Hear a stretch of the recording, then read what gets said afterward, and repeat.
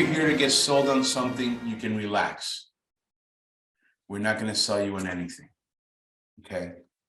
Over the next 90 minutes, you're going to walk away with what you came here to receive. All right. What you're going to get are clear action steps, a clear vision, accountability, organized support, community, and access. All right. All this, when put together, equals you being the man that you want to be instead of the man you constantly wish you weren't. All right. We all have a moment in our life where we look in the mirror and we know that we're more. We know that we're greater than the circumstances. We're greater than the story of our past because we feel it and we see it. And it's hard because sometimes people even doubt it, right? They're like, oh, you're crazy, you're not that. And they even have other words that would contradict what we know burns inside of us deep, right? So when you walk away from this, you're going to have everything you need to break that man out, whatever it is. If it's a mental prison, an emotional prison, a bond to the past, a bond to an addiction, by the end of these 90 minutes, you're going to have what you need to be a free man, to be the man that you want to be, all right? However, this only works if you have the balls to show up for yourself. We know it works because we've been doing it for over 10 years, okay? And we're going to talk about that in a second. It's also really important that you stay to the end, okay? There's something big happening for you at the end. But instead of telling you about it, we're going to show you, okay? We're going to bring our brother Aaron up right now. And he's going to talk to you a little bit. He just went through our program. Let me find out. Good morning. There you go. Good morning, everyone. Good morning, brother Aaron. Thank you for being here, brother. Yeah, of course, of course. Much love to all you brothers. Love you, Rick. Love you, Carlos. Love you too, brother. Love you Thank too, you. man. Brother, do me a favor, real quick. Tell our brothers what your life was like before you ran through our program, before you ran into me and Rick. What was that like? Sure. So yeah, look, it's you know, I was in a dark place, really. You know, unhappy, unfulfilled, you know, overwhelmed by, I guess, life circumstances and all the shit that gets thrown at you. And then generally disconnected is how I felt. But, you know, I knew that wasn't me. And, you know, I had the great fortune to, you know, run into you guys. And after that, it was a 10-week program.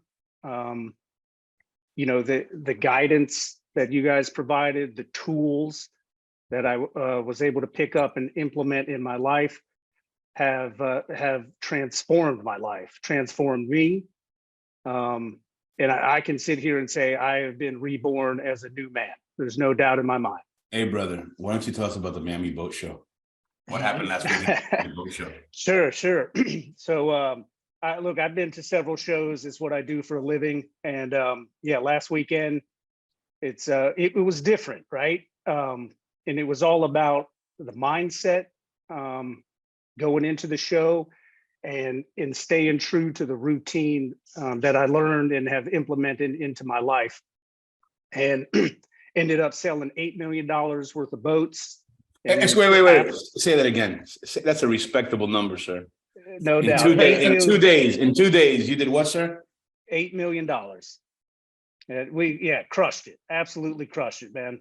And I owe it, you know, to what I picked up during the program. There's no doubt in my mind. It was staying true to the routine, and the mindset, the love I have for myself, the gratitude for life, gratitude for all creation. I'm very thankful to you both. God bless you, brother. Thank you so much. Thank you for sharing that, man. Stay savage. Be beautiful, brother. Thank you. Listen, No guys, doubt. if you want what Aaron got, right, you've got to stay to the end, right? Because we're going to show you exactly how you can do that, what you can do. And listen, I want to say something about Aaron. Aaron, like we can show Aaron, we can teach, we can do whatever we do, right, to support him. But Aaron put in the work. He's the one that really made that magic happen, right? And that's really what this takes. Like we're going to show you what we're going to show you. We're going to talk about what we're going to talk about. But in the end, your life is really up to you, and you got to put in that work. Yeah. Right? Now, I want to say something about Yeah, that go real for it. quick. You know, what there's things that Aaron did, and there's things that he didn't do. He didn't go to the boat show and make it a hangout party. He didn't go drinking. He didn't go to the strip club. He didn't stay up till 3 a.m. watching fucking pay-per-view, porn. TV, whatever it was. He didn't go to the casino, right? He was on his grind. What kept him on his grind was the program that we gave him. What he did was stick to the program. Yep. Because the program is mind, body, and soul. A lot of the old habits, you know, that back pressure that builds up when you've got a habit that you just need to feed that itch you got to scratch, that shit gets gone, it gets eradicated, right? So he had the program and he had the relief, which gave him the clarity, the plan for his clear execution, which equaled a weekend of $8 million in sales. And it's not about the money, it's about the quality of life holistically that brings to Aaron and the benefit of the financial payoff. For sure. Well, it's the results that he produces that are aligned with who he is and what he's really committed to, right? Right. Like we can produce results by grinding shit out, right? Like everybody on this call, I'm going to assert, produces results in your life. In one way, shape, or form, you're doing that. Are you producing results that are aligned with who you really are, what you're really up to? Your sacred fire, right? Aaron did that. Aaron did that. And he's doing that right now. And we had to do that at one time. Or we had to do that. We were in the valley. For sure. We weren't always at the mountain peak. No. Let's talk about that for a But second. we weren't, listen, you guys didn't show up, right, to hear about our accolades and what we've done, right? We've done some shit, right? I had a successful career. I got my Emmys. Carlos has an organic food and plant medicine farm. We've got one boss, that's God. Well, I got my wife, I guess that's the second boss, right? You know, but we'll be happy to share our bios with you if you want, for sure. The point is, we've also been at the valleys, right? Been married, got divorced, cheated, did all that shit, right? We have our stories, Consumed by drugs, rape, all that shit. Been there, done that. right? But we came back to the top of the mountain again. We had our excuses. Oh shit, bro. We I had still got our excuses, but I let them go. I distinguish them. That's part of the work, being mindful, being self-aware, right? And putting in the work to make sure that I'm able to distinguish that when the shit hits the fan, because that's when it counts. When my shit's good, I got my millions or whatever it is, right? Everything's rolling, it's all good. I don't have to look at it, but when it really hits the fan and I'm stuck, that's when all this work that we put in, that's when it makes a difference. And I'll tell you when it gets really crazy, because there's shit hitting the fan when you still haven't gotten certain shit squared away. But brother, when you've got your house, you've got your food security, you've got your income, you've got your family, and all that shit gets taken away. Yeah. That's real. Yeah, for sure. For sure. That's a cup check. For sure. So what are we doing today, Rick? All right. So, like we said, what we're delivering today is what we've used to transform that shit in our lives into pure fire, right? That's what we're going to share with you. That regardless of our circumstances, we absolutely love our fucking lives. Yes, we do. Amen. We Every love our day. lives. Every day is the greatest day of my life. And I can say that with real honesty, brother. That's how I feel it. It's how I Yeah. live it. So what's the deal, right? So what are we dealing with out of the gate? Right, we're, as men, we're biologically engineered differently from women, right? What do? We experience the stress, right? An impact, trauma. Right, and then what? We seek distraction. Yeah, I don't want to deal with it. That's how we do it. That's right. Amen. So women seek talk therapy, right? Yes, they do. They got a couple of hormones that kick in, they seek talk therapy. Whoever's willing to listen. We don't have the same, we don't have this, we're not engineered the same way. Mm-mm. We don't have the same love hormone triggering in our system the way they do, to the degree they do. All right, so instead of seeking some kind of talk therapy, right, we seek distraction. Because our only commitment really when we're going through it is to achieve the objective. Did you hit the goal or you die? There's nothing else, right? We went out hunting, our brother got mauled, we didn't stop to talk about how we felt that he died. We had to go out and hunt. We had to bring it back home. We had to bring it back to camp, Amen. right? And then we got back and we were like, I don't want to fucking talk about this. I got to get distracted. I got to do something else, right? And then that leads to addictions, right? Leads to all kinds of stuff in our life. Suppressive tactics. Totally. Right. And we're hardwired that way. And that's really what there is to get about that. See, a lot of times I think what happens is we go through shit in our lives, right? We get committed to something. We're like, all right, today's going to be different. This is how it's going to go. It's a brand new year. I got my resolutions. This is it now, right? Right. And then something happens. We hit a wall, right? And then we're like, oh, fuck. I'm back to the same old fucking me. Yeah, and sometimes you don't hit that wall right away, right? It's not like, oh, boom, you smash into the wall. Right. You have a trajectory, you have a game plan, but because you don't have the guardrails, you don't have the accountability, you don't have the community, you don't have the access, little things, right? Like today, oh, I had to go do this, so I didn't do my workout. I'll catch up tomorrow. Right. And maybe you catch up tomorrow, but then next time it happens, you really don't catch up. Right. You know, you shift the schedule a little bit, or you make a small allowance. Well, I've been really good. Let me get in that 5 minutes of spank time. Right. Right. You know, Oh, bro, the carrot at the end. I've been Right. good. I can do this. right. And you know, and then we're slipping ourselves a Mickey. Right. We're deluding ourselves every time we do that. And before you know it, little shifts in your schedule, little compromises, little carrots, and boom, you're right up against that fucking wall. That's right. And you didn't slam into it right away. That's right. You slowly crawled up right into it. Yeah. And then slammed your head against it as hard as possible. Yep. And then you're back into space that you always need Right. to end up in. So what's different about this? What are we doing right now, Rick? What are we going to do right now that's going to transmit? This is what we did. This is what we worked on. These are the pillars. This is the plan that Rick and I have time tested, not only in our lives, but in the lives of countless men. It works. What's it about, Right. brother? So how do you create an unstoppable future knowing that you're hardwired to where you are? Well, how do they Right. create unstoppable them, unstoppable you? An unstoppable you. That's right. So first, you need a clear vision. You 100% need a clear vision. You need to know, bottom line, what you're committed to. See, Carlos and I had a conversation once about commitment. I remember, I think I had COVID actually. And I showed up for something. And Carlos was like, yo, man, you got COVID. It's all right, you know, whatever it is, right?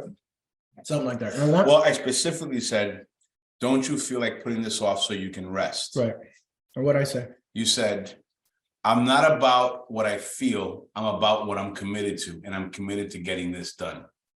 See, so many times we surrender to that voice, that impulse to stop. I'm tired, I this, I that, I want, right? And it's really about making sure that your vision that you have is so fucking laser focused that your will is aligned and you're clear that that's what you're going to do. And Okay. Nothing is going to get in the way. Right, okay, so that's my end goal. You start with your end goal in mind, okay? And when we have to understand that goals are moving targets, all right, guys? Goals are moving targets. And it's okay for the target to move so long as you're constantly making forward progress towards that target. What do I mean by that? You know, my goal might be, in real simple terms, I want to make $1 million. Okay, and halfway to that, when I've made $500,000, I realize I don't need to make more. Yeah. I found the level of satisfaction where I'm at. There's other things now that I want to invest more time and energy into. So I moved my target, but I moved it in a positive way. That's right. It wasn't, I'm on my way to make $1 million. Oh my God, I've only got 20,000. I'm never going to get there. Fuck this. And I give up. Right. That is not a moving target. That's a failed target. Right. All right. Right. So the target can move, right? According to the evolution of your soul, of your mind, of your body, according to the evolution of your environment, For sure. right? So long as it's perpetually moving forward, the target will move, Right. okay? You start with that end goal in mind, That's right. but there's things between that goal and here That's right. that are keeping me there, That's right? right. One of the first things that will keep you there is your mind. The mind has picked up chatter. It's picked up voices that aren't even yours, right? It's the voice of the teacher that told you that you didn't know how to draw, Yeah. right? Or the voice of your cousin that made fun of you, laughed at you when you were singing, right? It's the voice of the girlfriend that told you your dick was too small. It's the voice of your dad that didn't give you the respect you wanted. Right? All right, you had to go there. I had to go there, That's bro. right. But that's real shit. So that shit causes noise. It causes clutter in your mind. So the first thing that we need to do is to clear the mind. We need to center the mind. And yes, there's meditation and there's all this important stuff, and we'll get into that. But there's simple things too, Right. that you need to do to unclutter your mind. Right. Like basic shit. Okay. Like start, for example, like with my time. am I accountable for my time, right? How am I investing my time, right? We work hard, and I've been there, bro. You get home and you just want to zone out. And a mental refresher is important, 20 minutes, 30, but what are you going to do with the rest of the time, right? So if I want to play Call of Duty for 3 or 4 hours every night, or binge watch, or, constantly have a social engagement, I need to check myself. You know what it is, man. You got to be real about exactly, right? The moments where you've got to check yourself and what your day looks like, right? So I talk to a lot of men who are like, man, I just don't have time to get up in the morning and do my meditation and do my prayer or go work out or do whatever, right? But they have time for beer. I got the kids, I got all kinds of shit I got to do. I can't do that, right? And I'm like, well, what time you getting up? Can you get up an hour earlier? Can you get up an hour and a half earlier? Okay. Oh, am I going to get up at 5 o'clock in the morning or 4:30 in the morning? I'm like, that's what it takes. Well, what time are you going to sleep? Yeah, all that. Because 6, 7, 8 hours of sleep is important. For sure. Right. So really having a clear perspective of where's my time going. If, for example, a typical day for Rick and I. So let's do yesterday before breakfast. Yesterday before breakfast, Rick and I had done our prayers and meditations, made our bed, taken our shower. Rick is alone with the girls. He's got 2 young daughters. He made them breakfast, got them ready for school. We went over the script for today, got online with Justin, who's on here. Thank you, Justin, by the way. Great job on our page. He was putting together the final touches on one of our pages. We hosted a men's call, a men's group call. That's right. We got our workout in. That's right. And then we had breakfast. That's right. That's right. In that order. Yeah. And see, the thing is, man, I think that when you're real about your time and how you're spending it, right? There's some things that you can settle into being accountable for. You made a mention earlier, right? You come home and, you just want to, whatever you want to do for a little bit, right? I took a course with Alison Armstrong. She's great, by the way. If you guys ever look up, she's amazing. Alison Armstrong. She said, men get home, right? And they were just like, so caveman days, right? You hunted all day, you come home, right? And you don't want to start doing shit right away. Your woman's going to ask you for something. You don't want that. Women don't understand. You just got home. I've been with the kids. I've been doing whatever I've been doing all day. Why can't you this, right? And you come home and you're like, I just need a minute right now. Well, you need a minute to transition, right? You need a minute to do whatever it is you need to do. And you just need to be real about that stuff, right? A lot of times we're like, well, no, I should do this, or I got to be this, or I got to be the guy that should. No, you just need 15 minutes. Take your transition, take your minute, take your time, do whatever you got to do, and then get back into whatever it is that you got. And when we're talking about time, I think you have to be real about where your time really needs to be so that you can be centered, so that you can be grounded, so that you can have that fire burning and ready to go commit or fulfilling your commitment. And I'm gonna get a little bit ahead of myself. Yeah. It's important here to address time for yourself, right? You have to know Sure. if your cup is empty, if you're cranky, you got to figure out, what do I need right now, right? And adjust for that. Really. And maybe you can't, women can pretty much get what they want in the moment that they want it, because it's dangerous if you don't give it to them. But men, so we got to adjust. Okay, I need sleep.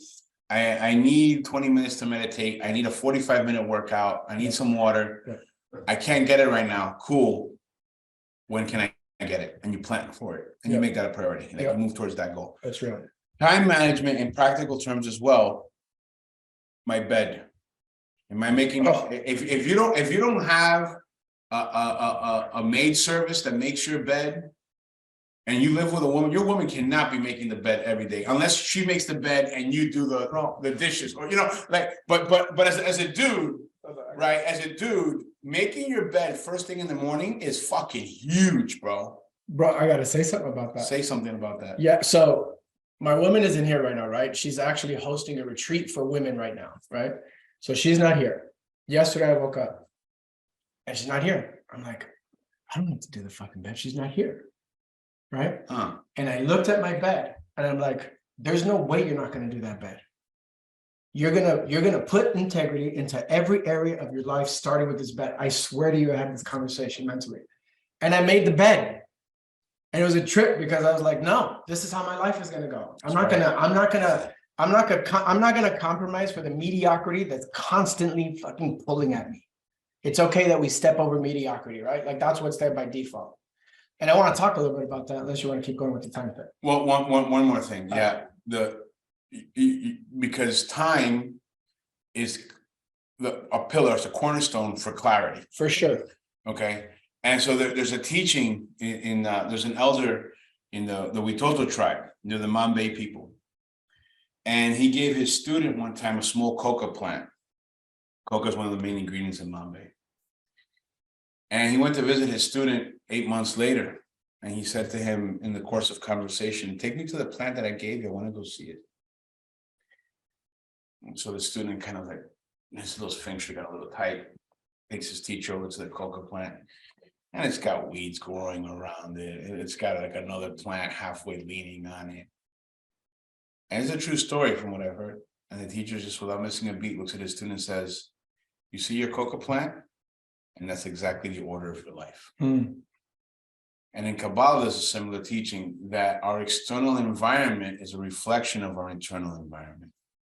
So if you have that piss grime on the inner part of your bowl toilet at home, you know, if you haven't cleaned on top of the fridge in a minute, you know, if your AC duct, your vent ducts have more dust than the fucking dust bowl, you know, if you haven't cleaned up under the couch, all this little bit of dirt is accumulating. All this grime, It's all in your psyche, right? And that's your home. Whether your home is a suite at the plaza or a studio, right, out in fucking Yonkers, that's your castle, brother. That's your anchor point. That's real. From there's where you build. That's real. From there's where you grow. So are you sitting in filth? Is your family sitting in filth? Yeah. What are the energetic repercussions of that? And you want to look at the idea, and you know who said that too? What's his Dr. Joseph Peterson? I don't give a fuck. I know. He wrote a book about exactly what you're talking about, right? Your environment is a reflection of what's going on internally for you, right? So wherever it is, you know, the trunk of your car, the closet, under the bed, the whatever it is, right? That's all what you have going on inside. What's important about this is, look, this stuff transitions mentally into a conversation for you, right? You've got a story about all this stuff, right? And so what you want to look for in the story, right? Because if we were like, all right, so listen, you got to pay attention to the story. You've got a story about your life that's limiting you from fulfilling on your clear vision, right? Yeah. How do I do that? All right. I'm going to give you a real basic access to that part mentally, so you can start to become self-aware of this, right? You want to notice your complaints. Amen. You want to notice where you're complaining about your life. Amen. You complain about your money, you complain about your woman, you complain about your crib, whatever it is you're complaining about, your car, right? That is your trigger to signal to you, the observer of your life, right? So you have to bring self-awareness to this, that you are using a complaint as an excuse to not fulfill on your vision.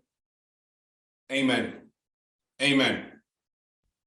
That's right. And we use them all day long. Right. And guys, we're really good. It's interesting enough. We're painfully hard on ourselves. Oh yeah. And unbelievably soft at the same time. Mm-hmm. Right. We're like on the shit that we don't have to take ourselves to task on. Right. We will wear ourselves dry. Right. And on the shit that we should really hold ourselves to the fire, we're like, well, you know, dude, come on, bro. Come on, bro. Come on. Man, come on, bro. I say I shit to myself. Oh, come on, bro. You can do it. No, bro. We're not gonna do that because it's bull. No, come on, bro. Come on. Bro, you just put in a 60-hour week last week. And then you know what else we do? We get agreement from other people. Bro, I just put in 60. But from the motherfucker that we know is gonna agree. Right. Like I don't want to you with the hard shit. Right. Off. After Rick this, he's gonna hold up a mirror. Right. I'm gonna go fucking find Joe Schmo. Right. You know, my blunt buddy. Yeah. Right. Like, oh, come on, bro. Yeah. Right. Bro, I just put in 60 hours. What? Oh shit, dude. Let's roll one up. That's Let's it. play some video. Let's go get a drink. That's right. Let's watch the game. That's it. You know, so when you're looking for clear vision, right?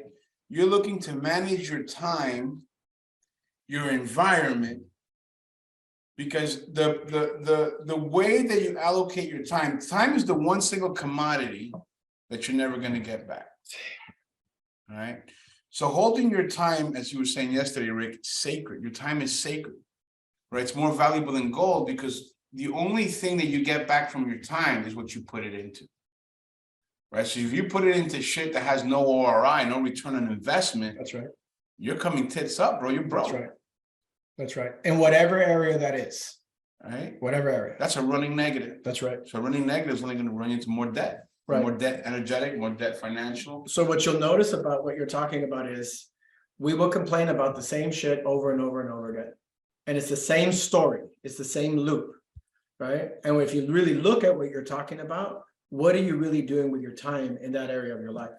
You're wasting it. Right. You're investing it in energy that's just going to give you negative returns. That's right.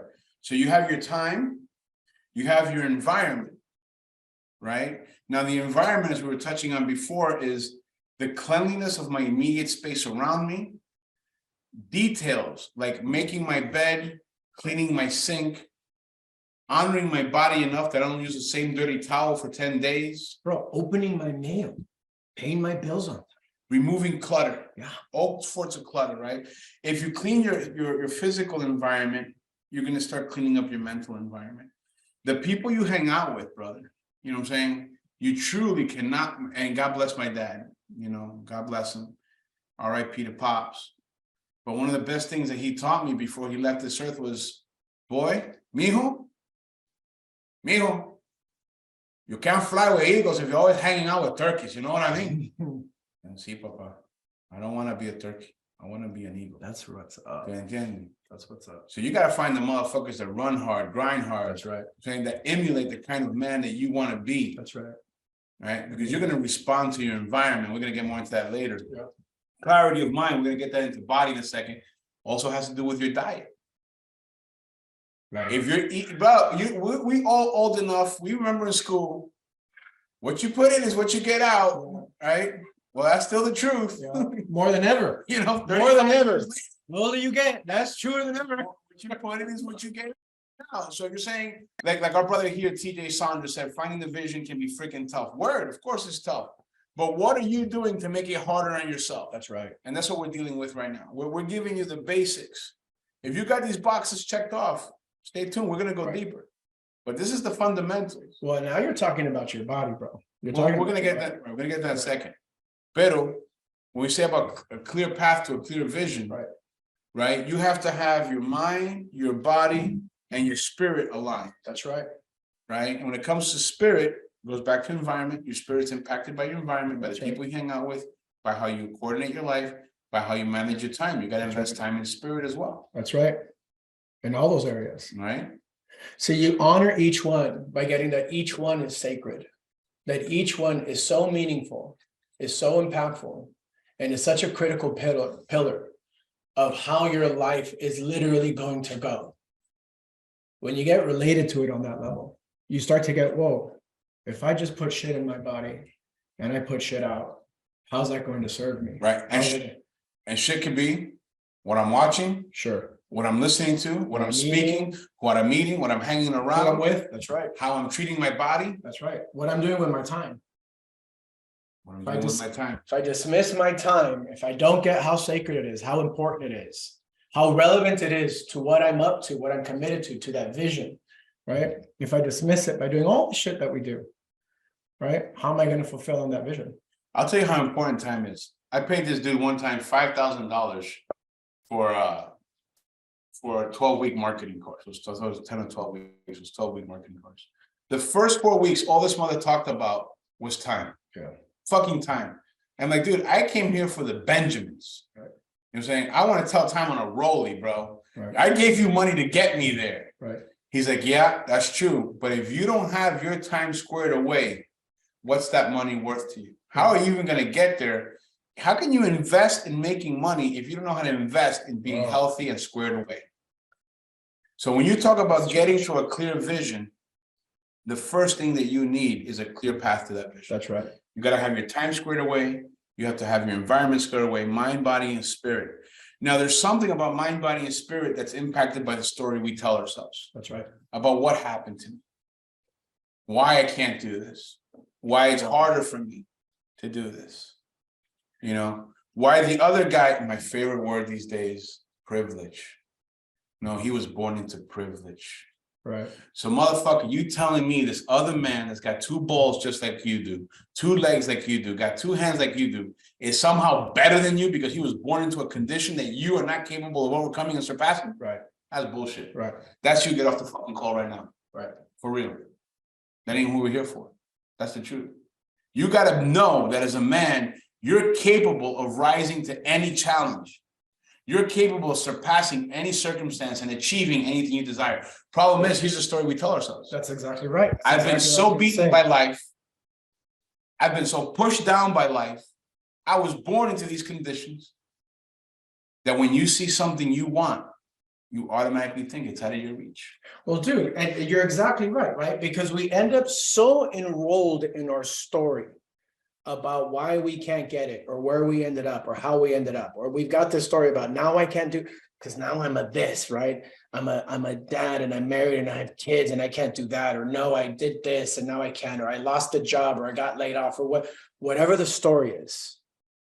We're so enrolled in the story that we're not willing to pull ourselves out of it and show up with our two balls and our 2 feet and our 2 hands and start working. Start placing our time, energy, and attention on the stuff that really fucking matters, because it's not the story. See, our story is going to come up again in those complaints. So you have to be self-aware and you got to start hunting the hunter, right? You got to start getting that you're a caveman. And it's okay that you're a caveman. We all are. I'm not a caveman. You're not a caveman. You don't have urges. It's not like you don't have urges or needs or any of that shit. We all do, right? But we distinguish those from what we're committed to, from that clear vision, and we take the actions consistent with that. Not what we feel like, not what we want, not the story, not what happens, is what we're committed to. So constantly bringing that awareness to yourself and having it be okay. Whatever you didn't do. I didn't work out today. I didn't do this today. I cheated today. Whatever today. It's okay. Let's move on. Well, it's okay under these conditions and only under these conditions. Whatever your fuck up is, whatever your blow up is, like you're in a set course, you're in a set trajectory, right? And you know, here's the thing, right? The master will fail 1,000 times where the student has only failed once. That's it. So what's that teaching us? That on the course to mastery, you will encounter what we call failure. Okay. The difference is that the master doesn't see it as failure and get stuck there. The master or the Jedi on his road to mastery, which is us, that's all of us here right now, because we may have things mastered, but we're not masters. We're students of life as well. Amen. Just with the opportunity to be a little bit further ahead of the path so we can reach back and help our brothers. The master says, this is not a failure, this is a lesson. I will get up, I will dust myself off, and from this I have learned the following. That's right. Never to be repeated again. That's right. And the master takes that lesson on his path and goes forward. And all of a sudden that failure becomes fertilizer. That's right. It's only failure when you let it stop you, when you let it debilitate you, when it becomes a permanent roadblock. When you sit in your shit like the perfect victim, then you failed, brother. What it is, dude, is we collapse failure. We collapse failure with who we are. Right? So you failed at whatever you failed at. And now you've collapsed it with who you are. Amen. You've infused it with and that's part of the story. In your identity, right? Now that's become part of your story. And the shame reinforces the story. You do all of that stuff. Instead of getting that your failure is just a failure to perform. And now there's an opportunity to learn something from it. So let's talk about that voice, that inner critic. You got to silence that motherfucker. How do we do that? Well, who is it? Let's identify the enemy. Who is the inner critic? Well, the inner critic, bro, for me, I mean, I got all kinds of stories. I got an inner critic that started when I was 3 years old and I was burned by my brother. I got another one when I was 5, right? 6, 7, 8. I got so many versions of that inner critic at so many different times of my life when I experienced a trauma or some kind of breakdown in my life, right? That I use that as the truth about who I am. And I keep going back to that so I can use it as excuses for not being who I really am.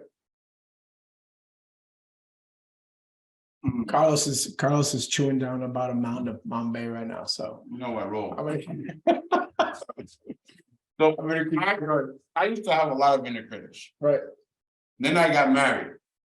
Now I only got one inner critic, my ex-wife.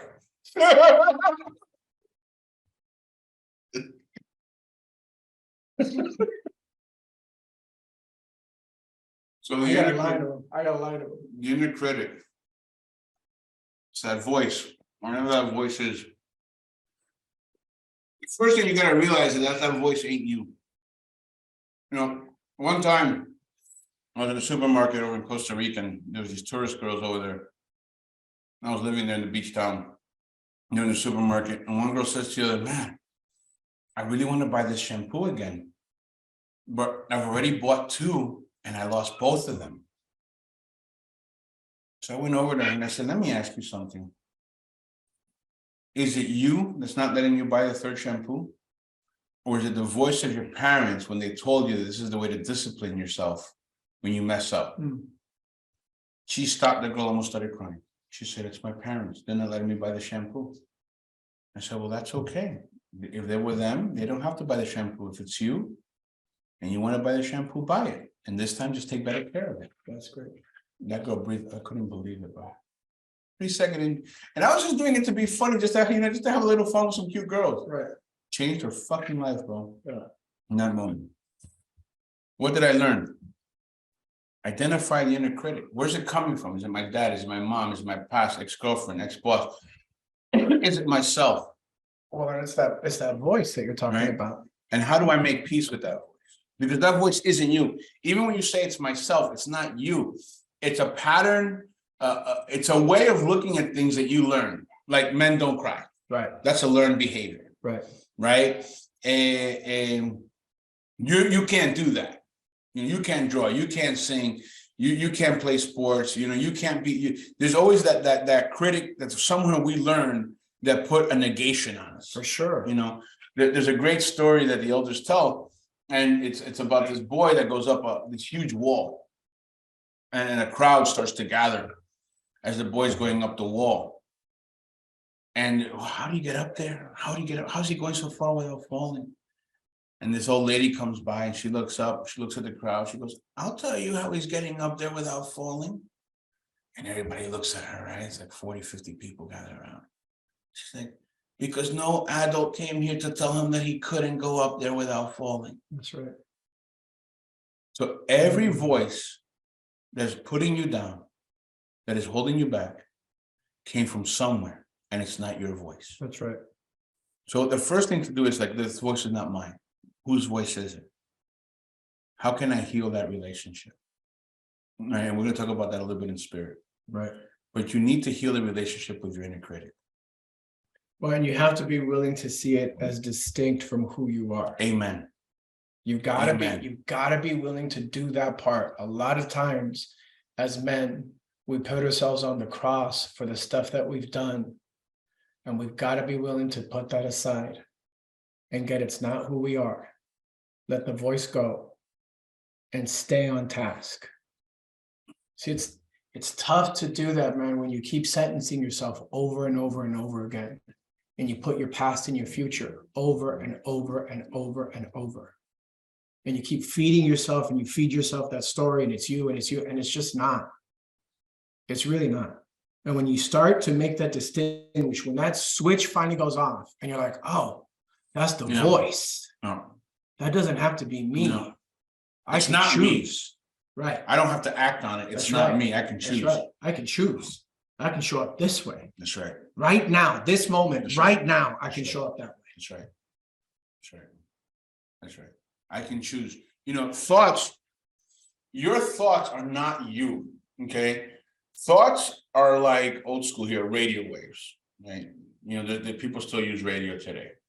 And This kid told me that we don't. but It's there- dying. satellite radio exists. So we do. So there's radio.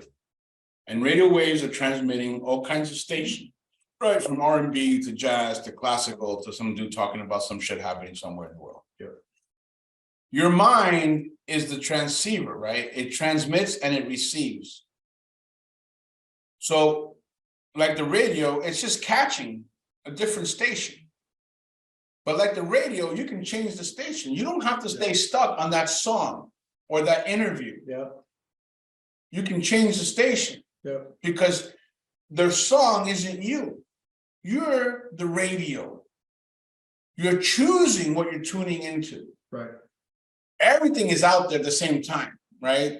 95.3 and 89.7 are transmitting at the same time. You're going to listen to one at a time, and you got to choose 89.7, 95.3, and that's your thought. So when these thoughts of the critic come up, when these thoughts that compel you to actions that bring you to do things lesser than your highest self, lesser than what you want to be and who you want to be, it's really as simple as changing the radio station. Right. And we're going to get into the game plan that you need to make that successful. But right now, the focus, brothers, is you are not your thoughts. That's right. You are not the words nor the judgments of the inner critics. The first step is to observe that and recognize. To notice it. That's right. To make that distinction. There's this observer participant conversation that I have often, right? Like you can observe yourself participating in your life. Like you can actually see yourself. Like right now, you can see yourself sitting there, whatever you're doing, and you're watching this screen, and you can be aware that you're watching the screen.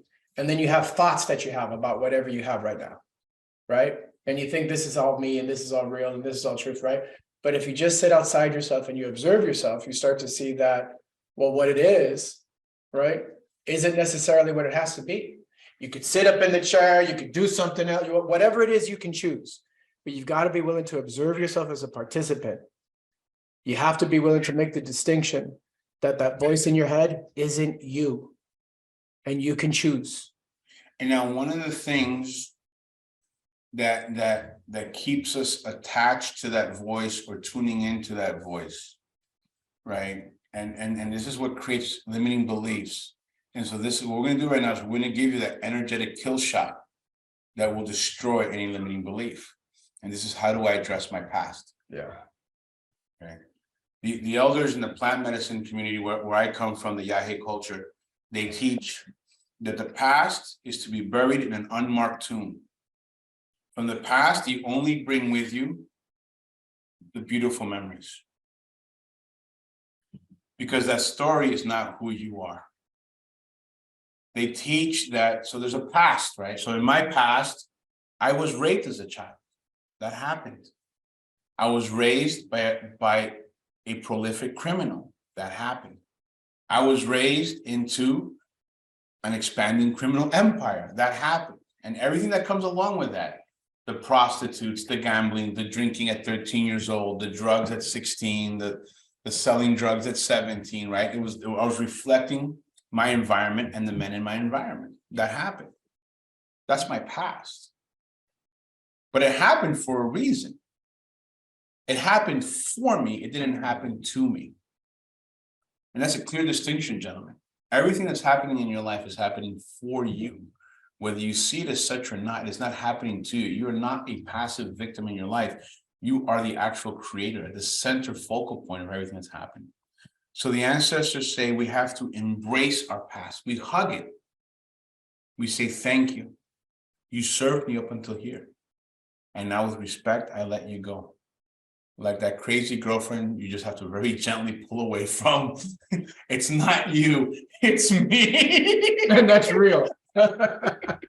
We want to say it's her. We want to say it's that crazy chick, right? We want to say it's whatever it is, but it's not. It really is. It really is me, right? And so we take the past and we embrace it. And we accept it. Okay, this is what happened. Great. Now I reconcile with it. I'm okay with what happened now. I accept it as something that happened for me to bring me a lesson, an opportunity for balance, karmic balance, to balance the scales of my life, of my ancestors. It happened for me.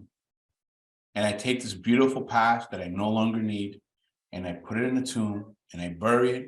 I can ceremoniously say goodbye to it, release it and liberate it, close the doors and windows in my life to it, and never look back at it again. That's right. And you literally do that practice just the way that I described. You visualize that past. You embrace it. You thank it. You release it. You accept it. As a saying landmark, so what? Okay, this happened to me and this happened to me. So what? I can accept that now. I can reconcile with it and I can let it go. And from today forward, I live a new life as a new man. I find the tools that I need. I find the community that I need, the access that I need, and I work with that. I no longer work with the past. I work with the present because that is the gift. The past is no longer but a thought. And thoughts are like wubbies, like Snoopy and Charlie Brown, his little wubbie that he would carry around. That's our thoughts, brothers. That's our past. We carry that shit around.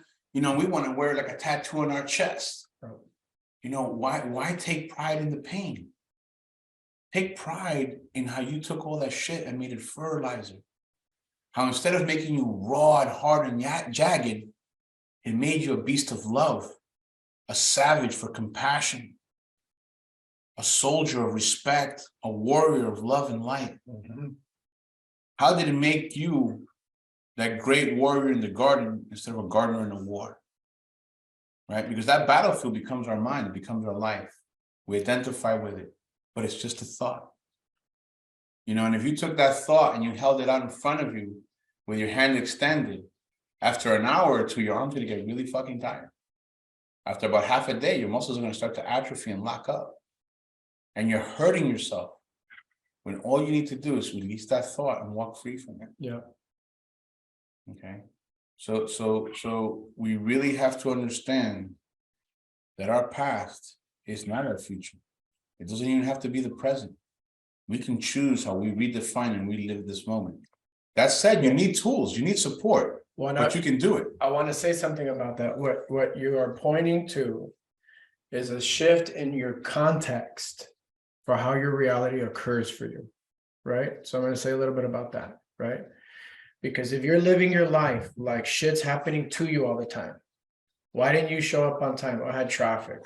Why didn't you do this thing? Because that happened. Why didn't this happen? Because of that, because of that, because of that, because of that. And every time you do that, you're dampening your own sacred fire. For sure. You're pouring a fucking cold bucket of water on your own sacred flame. That's right. Because you got to get your context for reality is that the power is out there. It's not really here. I am at the mercy of the things that happen to me because it's to me. That's the conversation. Right. This happened to me. Right. When you were a kid and you went through everything you went through, that all happened to you. Right. And there was a point when you stopped and you said, I'm going to shift my context for my reality. It didn't happen to me. It happened for me. And when you begin to look at life like it's happening for you, so we go through these moments of darkness and we experience it like it's happening to you. Like, why is this happening to me? Why can't I this? Why can't this thing just happen? Why can't I just be happy here?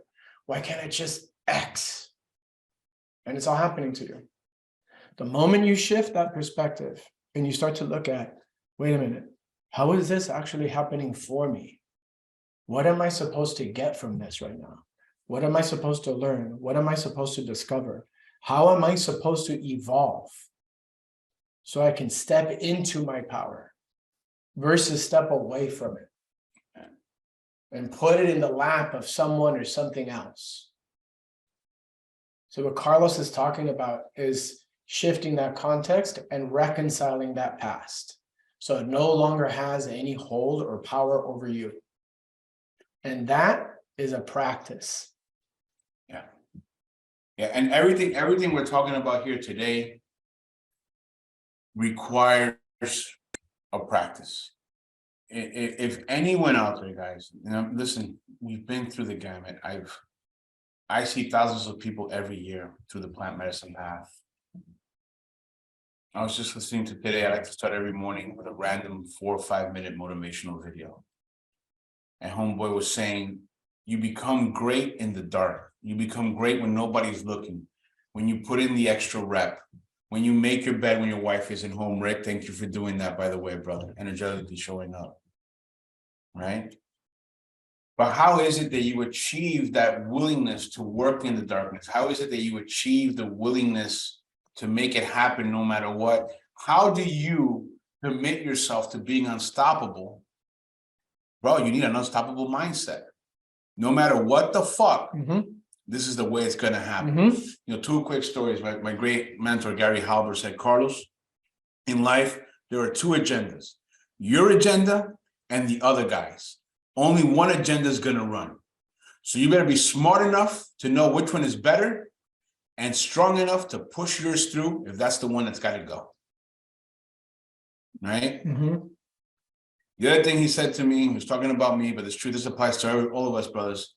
We have to be the kind of person, the kind of man, that when we commit, unless new information appears, which proves our commitment to be erroneous or incomplete, when you're all in, the only way you stop is when you die. Nothing else derails you. Yep. Nothing else stops you. There will be bumps on the road. There will be flat tires. But don't run out of fucking gas because you weren't paying attention to the needle. Let whatever comes against you be an external force, not something that you created because you didn't have the right mindset, That's right. the right playbook, right? Give you guys a great story, okay? Sometimes you're managing, like my son. When my son was born, I was managing a lot of things, okay? I was on my way to building a $3 million business in under 3 years. I was handling COVID. I had a pregnant woman to take care of. I had employees that needed answers. I had indigenous tribes that needed money for food, for supplies, and I had supply chain issues. My son was about to be born. We wanted Colombian citizenship. He was born in Colombia. In Costa Rica and in most countries, when you're born there, you get citizenship and the parents get citizenship right away. I took that detail for granted. My son was born in Colombia and they don't have citizenship agreements with the US. So he didn't get his Colombian passport. He's got a Colombian birth certificate. A little fucking detail. I was too busy to key in on. Right. My fault? No. My responsibility? 100%. Yep. I could have handled that. Bro. And that moment when you get that you're 100% responsible for your life, and no matter what happens in your life, it's all on you. It's not your fault. You are responsible. Yeah. So to be responsible, what I've learned is to have a game plan, right? Because what is predictable is preventable. That's what's up. All right. If it's predictable, it's preventable. And we go back to what we talked about real quick in the beginning, right? How are we hardwired? What's predictable about our hardwiring? What are we going to do inevitably that there's nothing wrong with? It's just what we're going to do because we're hardwired that way. We get stressed out. We hit that wall, however it comes. We're going to seek those distractions, right? Whatever they are. We don't have Porn, to suppress. beer, weed, suppress, whatever it is, work. How many of you guys like all in on your work? All in. And don't do any of the other stuff. Because I'm working. You tell somebody else, you tell your buddy, hey, buddy, how's it? Well, you get that workout in? No, I was working. I did 16 hours the other day. I put in 60 hours this week. No, I know that's why you didn't do that. All of it is a distraction. Let me ask you guys right now. I want to know where we're at right now. On a scale of 1 to 10, are we like pissing in the wind or are we delivering fire? Give us a 1 if it sucks and a 10 if you're fucking That's digging good. what we're putting down. That's great. Just in the chat real quick. Give us a 1 through 10. Let us know where we're at. So the point with the point that I want to make real quick so we can move on is 10, 10, 100, 9. You've got to have a 11, fail 10, 100, 100, 9, 10, 10.1, 10, 10, 10.1. 10. You guys are rocking at 10. All right, for all you brothers putting in a 9, stay tuned. We're going to bring you the 10. The 10's coming. The 10's coming. Fire. Thank you, Johan. So Appreciate look, you, brother. what's predictable is preventable, right? So how do you prevent it? You've got to have a fail safe. For the moment when you're not going to follow through on your unstoppable mindset that you're talking about, right? That's And right. you just accept it. Don't condemn it. Don't judge it. Don't do any of the other things that we do all the time. Just get it, right? So yes, you 100% need a clear vision, but you also need a plan. Right, and it's got to be organized. That's right. Right.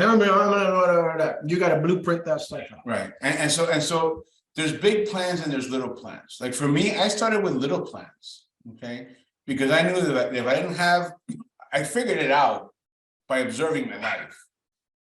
I would get on a track For me, a big issue was not pornography. One of my biggest issues has been prostitutes. I used to, God bless them, dude. I love them. You know, I obviously don't engage in that anymore. Full disclosure, I haven't been a prostitute in 15, 20 years, but that was my jam. You know, 4 or 5 a day kind of jam, you know. And so that's what happens when you give a young kid way too much money and no discipline. And so what I realized was that as I got older and I got married, that lust to fuck was still there. And my life would collapse every time that I would give into this. I don't want to use the word temptation, to this appetite. I would give into this appetite. Oh. And I didn't want to have that appetite anymore. It was so hardwired in me. So I started with a small plan. And it started with the first thought. The moment I became aware that I was on a thought that I knew was going to trigger me to end up with an escort or at the strip club, right? With everything but the goat. It's a good distinction. I started with a thought. I said, okay, when this thought comes up, I'm going to think about this. And the thing is, I found a place that I really loved, a place in nature, and I memorized how it looked. And I would go into it, I thought, how did it feel? How did it go? And then I evolved my game plan. I said, okay, I have my thought, and now I'm going to pray. I'm going to meditate. Not that God take this burden away from me, but just simply that I be connected to my highest self. That whatever's happening inside of me right now, that it be transmuted into an energy that serves my highest self. Right? It's not a belaboring, oh my God, my addiction, my temptation. It's not a religion thing. No. It's a connecting to your creator for liberation thing. That's right. And that was just my plan, right? So I had this little plan that I started putting together. It was first a thought, then a prayer, then it became a spiritual tool, right? Then I added to my plan. So now Let me say something real quick about that. I know you added to it, but the more you spent time taking that action, the more you did that over and over and over again, you were anchoring it energetically. That's right. Right. And it started to become part of you. It becomes you. Right. It literally becomes you. Right. You know, and so I added to the plan now prevention. So instead of saying, okay, I'm going to wait for the thought to take action, what are the things that lead me to those thoughts? Right. Right. So if I were into that jam today, one of the things that I would avoid, like if you're into pornography today, right? Dude, you have to avoid Instagram stories, Facebook stories. God bless our sisters. I love them. I don't know if they understand how the male hardwiring works, but when your feed is constantly pushing these beautiful women that are accessible women, right? It's not like they're celebrities, right? You can slide into their DMs, they're in your friends list, and they have the bathing suits and the, you know, and they're constantly doing the above the chin boob shot.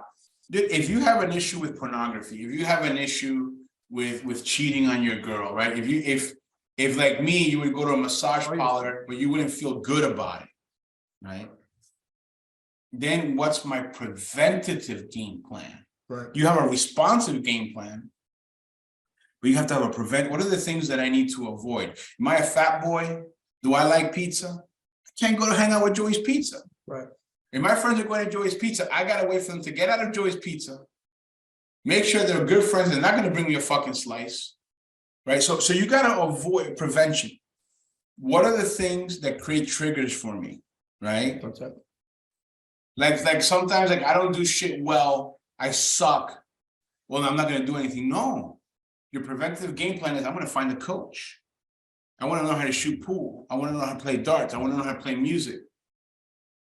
Find an online coach. They're not that expensive. Find a YouTube, right? My prevention is getting trained to overcome that thing that's an obstacle. That's right. Right? Or not going into places that create a trigger or an appetite for the things that I want to avoid. So you have a preventative game plan. You have a responsive game plan. And then you have the motherfucking plan, your life plan. Right. And that shit gets squared up right in the middle. It's the biggest piece because that's the meat. Everything else is the bread. That's right. Right. And then you get to my life plan. How am I going to square up my life? Right. What's my mindset? What's my environment? How am I addressing my body? How am I addressing my spirit? Do I have community? Do I have access? Do I have accountability? Am I being true to my vision? Am I organizing my action steps? And you know who's responsible for getting that done? Who, Carlos? You are. I am. You are. You got to do it for yourself. And seriously, brothers, as each man comes into an awareness of two things, our inner child, because that little boy is so important. He needs love. He needs a good talking to. Mhm. And responsibility, radical self-responsibility. If you can heal the relationship with your inner child and grab your nuts and man up to be radically responsible for yourself, my brothers, we will leave our children a better earth. And what you're talking about in terms of being responsible for yourself, that preemptive plan, that responsive plan, it's really admitting that there is something you need to do to preempt and be responsible for those times when you know you're going to be predictable. That's right. Right? So you've got to get that part dialed in, and it's okay that that's what's there. See, the trap is we make ourselves wrong and we shame ourselves. And we go back into this energetic, feedback loop. I did this, now I feel bad. I'll do it again, I felt bad again, right? And over and over and over again. Who's that guy we talked to? We talked to that celebrity chef. He lost 300 pounds or something like that. And he was on Dr. Oz and all these things, and he taught people how to live a healthy life. So we were talking to him and we said, well, what do you do with people when they're seriously overweight or, and they want to lose weight? What do you tell them? He says, I tell them to drink a glass of water with lemon. Remember that? Yeah. So I tell them to do that every day. Yep. He said, because if I tell them, lose 100 pounds and blah, blah, blah, right? Wait a minute, right? He says, you start small. He said, because what happens is you take that one action and you do it, right? And it creates that energetic anchor, right? You give yourself power through that action. And then the next day you do it again. And then you do it again, and you do it again, and you do it again. And you start feeling really good about who you are now, because you're able to accomplish this one thing. That's right. That's right. The way that the human mind is designed, it records a huge win with the same weight or caliber degree of validity and value, the same degree of validity and value as it does a small win. The human mind does not distinguish between a huge win and a small win. Making your bed. If you set up that goal, I'm going to make my bed, and you do it, that's a win. If you set up the goal, I'm going to have a glass of warm lemon juice every morning, that's a win. If you say, I'm going to walk 3 times a week for 20 minutes, and you do it, that's a motherfucking win. That's right. If you say to yourself, I'm smoking 20 cigarettes a day, I'm going to smoke 19 tomorrow, 18 the next day. That's a W. That's a win, Yeah. right? If you're watching 20, 30, 40, 50, 60 minutes of porn a day or a week, and you reduce it in 2, 3, 4, 5-minute increments, that's a fucking win. Yeah. And the more wins you build, the more testosterone your body releases, the more confident you feel. Right. And because of our hardwiring, That's right. you're driven to do it again, because That's there's right. something called dopamine. And now dopamine is the magic drug. Now, here's the problem with us being on social media all the time. The body doesn't distinguish between a big win and a small win. Here's how the sword cuts the other way. So when you post something and you get a bunch of likes or a few comments, that's a dopamine hit, right? When you watch something that's stimulating, it's a dopamine hit. When you're on Call of Duty or fucking Fortnite or however it is, fucking Dopamine hit. Dopamine hit. Instant dopamine hit. Now, because of the way we're hardwired, the mind is designed to find the shortest route possible to the greatest level of success. But because she doesn't distinguish between levels of success, she will simply find the shortest route possible to the dopamine hit, To feel good. which signals achievement. That's right. Okay. Jerking off for 5 minutes, the dopamine hit. Instead of holding it down, building your energy, and making love to a woman for 20 or 30 minutes, 15 minutes, whatever you got in you, right? Taking a course, being able to last longer. No, but that 5-minute spank, that's a dopamine hit. That's right. So when you do the 5-minute spank, guess what happens? When you go to make love, your body's already wired for the 5-minute satisfaction. Your body's not going to work 10 minutes when it can get the same result in 5. It's not wired that way. Okay. So in before, we would have to build a house, plan a hunt, weave together some clothing, go to the field, till it, plant the seed, have the harvest. And then we got our dopamine hit. That's right. So the level, the signal of satisfaction was delayed. And it obligated us to do something that really generated tangible results in our life. And then we felt good. And what's really interesting about the time we're living in right now is that we're in an on-demand society right now. Right. Everything is on demand. So you've got dopamine on demand right now. You don't have to take your time. You don't have to do any of the things that Carlos is talking about. You want something on demand, boom, you got it. Right now, you don't have to be responsible for it. Why? You don't have that urge to be responsible for it. You don't have that fire burning. You don't have, see, you know this, right? I've been practicing seed retention on purpose, right? So I don't orgasm on purpose because I want to retain that fire. And it wasn't an accident, it was intentional. And I did it over and over and over. And now I'm on a monthly plan with this, right? My woman, Yana, knows this, right? And it makes such a difference to get over those times when I wanted to jerk off or I wanted to, just have sex and right. And I approached it this way. Yeah, exactly. And I approached it this way and I approached my life that way. I approached my work that way. I approached my relationship that way. It spilled into everything in my life. Not coming had such a massive impact on everything I was doing in my life because I took that one action and I honored it over and over and over and over again. Yeah, because it has a cumulative impact. See, the more you start walking this path and the more you start bringing that intention and that discipline, the more you start organizing yourself, the more you start organizing your time, the more you start creating structures to help you fulfill on what you're committed to outside of you, because you already know what's predictable about you, right? When you get that coach or you get this thing or you get whatever it is, wherever you go, it doesn't matter. As long as you have something outside of yourself that holds you accountable.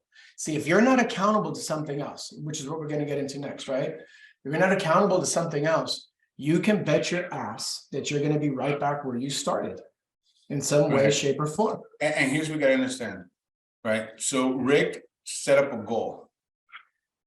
He took small steps, small action steps in the direction of achieving that goal. And because he was committed to those small action steps in pursuit of that goal, through the small victories that he claimed, he was able to achieve the big win. That's right. Okay. So what we're talking about here is your game plan. Again. That's right. Right? He took the time to figure it out, to study it. Don't be like Carlos that has kids in countries that don't give you citizenship papers because you were too busy to look into it.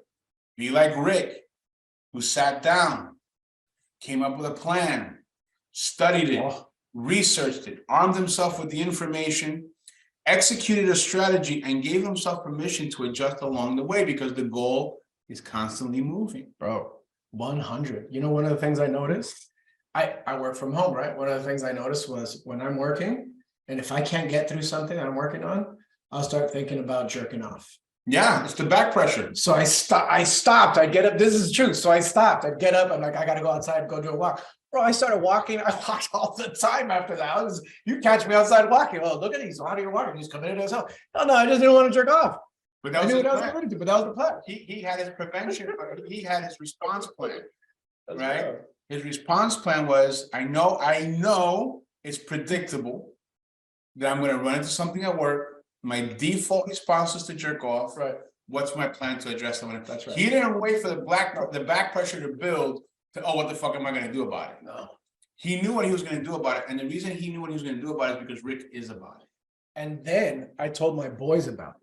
I told all of you about it. Yeah. Okay, this is what I'm doing. And everybody asked me about it after that. Hey, how's that going? What are you doing? And so I had already been on it. Huh? I had already been doing it. You had already been doing it, right? Other guys, right? But you're somebody who held me accountable for it, right? I did. And then what happened, right? The more I told this story, other brothers of mine were like, "Yo, I want to do that." Well, no, they didn't say I want to do that. They said, "I'm gonna do that. Right. I'm gonna try that out." Because they saw what I was getting from it. So what we're saying is, you really have to restore this balance to your life. You got to stop selling yourself short with these bankrupt pursuits and finally let your superpower really out. Amen. Right? Because the art of balance is not in achieving it, but rather in sustaining it. Right? Because this is where we get these life-altering gains. Amen. Amen.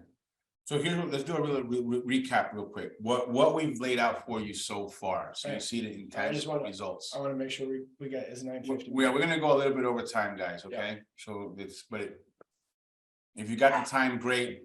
We're investing the time in you. And if not, you can watch the video later, For sure. but this is the moment. For sure. Don't let go of the fucking moment, right?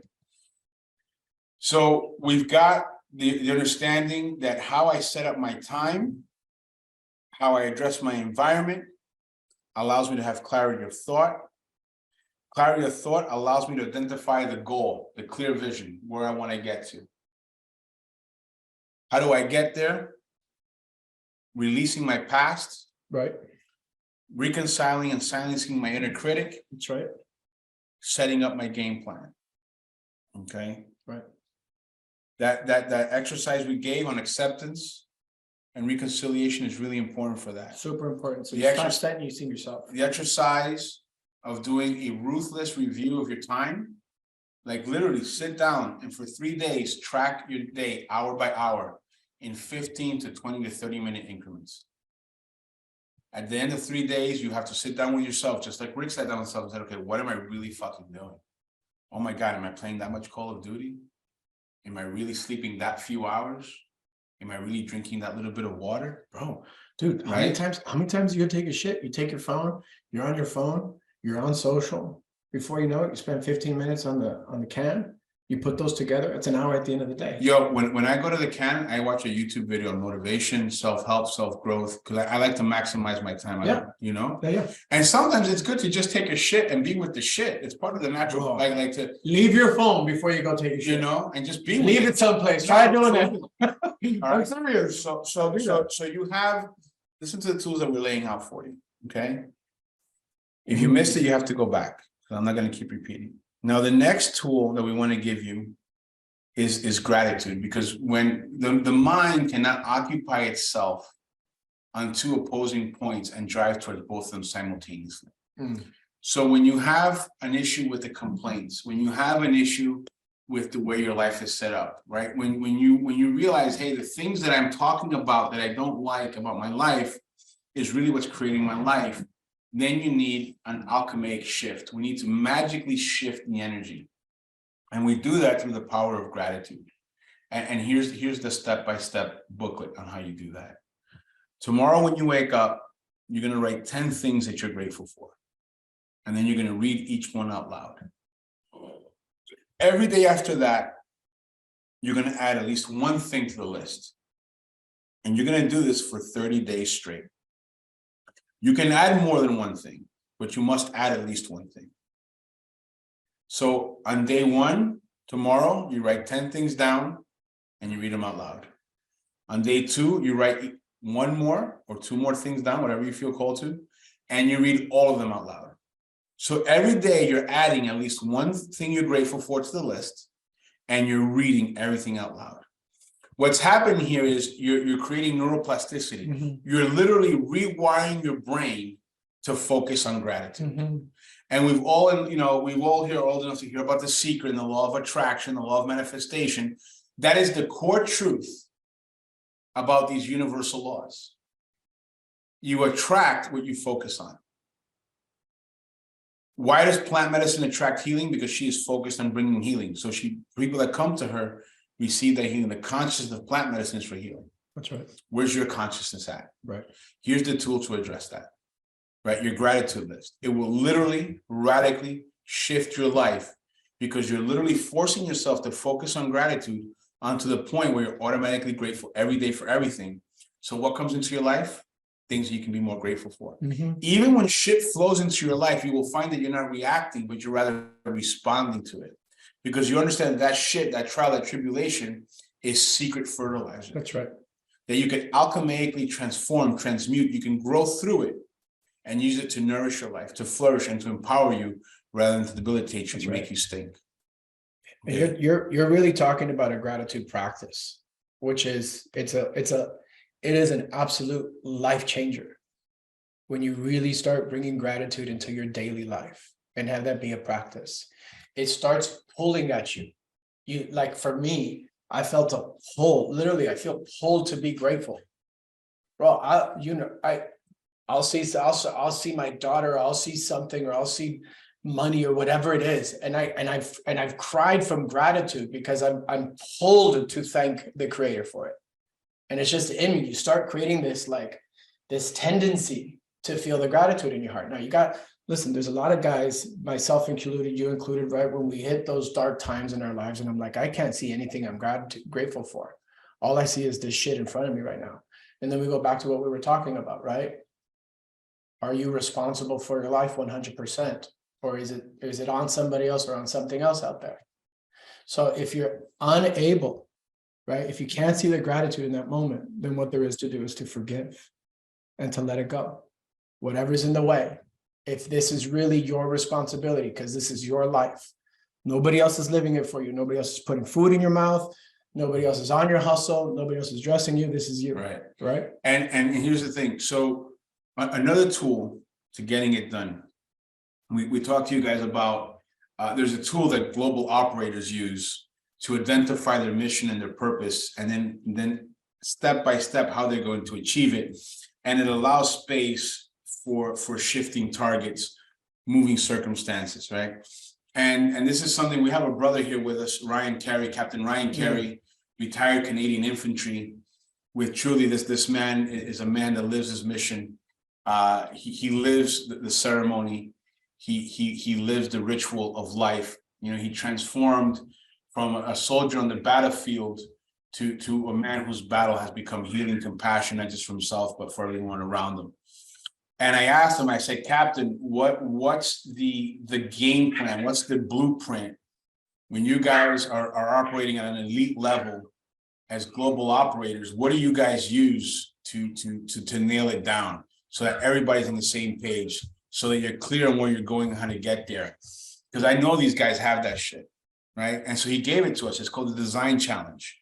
All right. So we're going to put in right now in the chat for you guys this link, designkit.org, frame your design challenge. I want you guys to copy that link and paste it wherever, on your notes, on your pages, on your Google Docs. Save that link and go to it, because everything that we're giving you right now, and we're going to give you, I'm going to wrap up here in a little bit. These are tools, mindsets, and techniques, but they're not on autopilot. They don't work by themselves. They require you. For sure. You must be your Jedi. You must be your fucking Rocky, right? You got to be your own yippee-ki-yay, motherfucker, because ain't nobody coming to save you. Ain't nobody coming for you. This is it. You're looking at the most you're ever fucking gonna get. A couple of guys somewhere talking to you about how they did it, praying to God that you get inspired to do it too.